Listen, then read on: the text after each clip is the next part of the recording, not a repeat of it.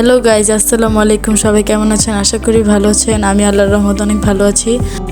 আমরা একটু ঘুরতে বের হলাম। তো আমরা প্রথমে বাসা থেকে রওনা হলাম। এখন আমরা রিক্সা খুঁজতেছি।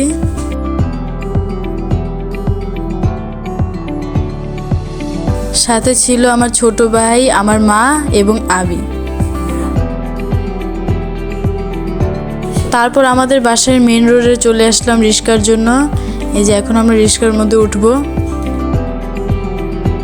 এখন আমরা যাচ্ছি খানপুরে। এই তো চলে আসলাম আমরা খানপুরে। এখন আমরা অনেকক্ষণ একটু হাঁটাহাঁটি করলাম।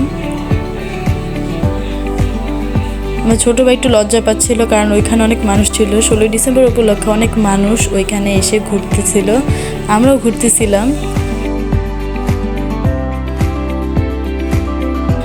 তারপর ওইখানে কিছু ফুডের দোকান ছিল, তো আমরা ডিসাইড করলাম যে আমরা পিৎজা খাবো। তো পিৎজার দোকানে আমরা যাচ্ছি।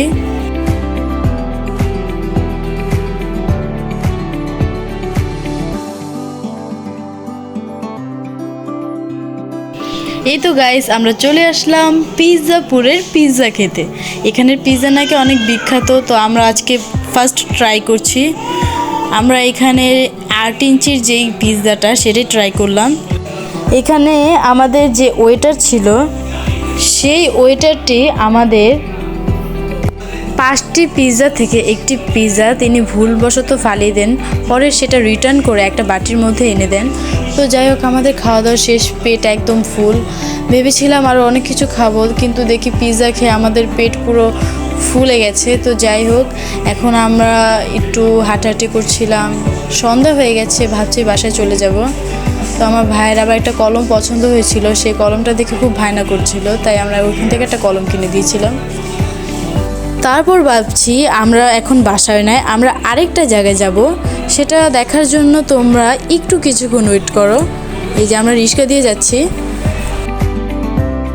16ই ডিসেম্বর তোমরা কীরকম উদযাপন করো সেটা অবশ্যই কমেন্টে জানাতে পারো। আমার 16ই ডিসেম্বর অনেক ভালো লাগে। আগে ছোটোবেলায় খুব খেলা করতাম মাঠে, বাট এখন বড় হয়েছে বলে খেলা করতে পারি না। বাংলাদেশ মুক্তিযোদ্ধা সংসদ, এটা হচ্ছে আমাদের বাসার একটা পাঠাগার। এখানেই আমি ছোট থাকতে খেলা দিতাম, তো এখন আর দেওয়া হয় না, তাই একটু দেখতে আসলাম, একটু ঘুরলাম এই জায়গায়। খুবই সুন্দর, আগের মতো সব কিছু রয়েছে। গাইজ, তোমরা সবাই ভালো থাকবে, সুস্থ থাকবে এবং চ্যানেলটি সাবস্ক্রাইব করতে ভুলো না।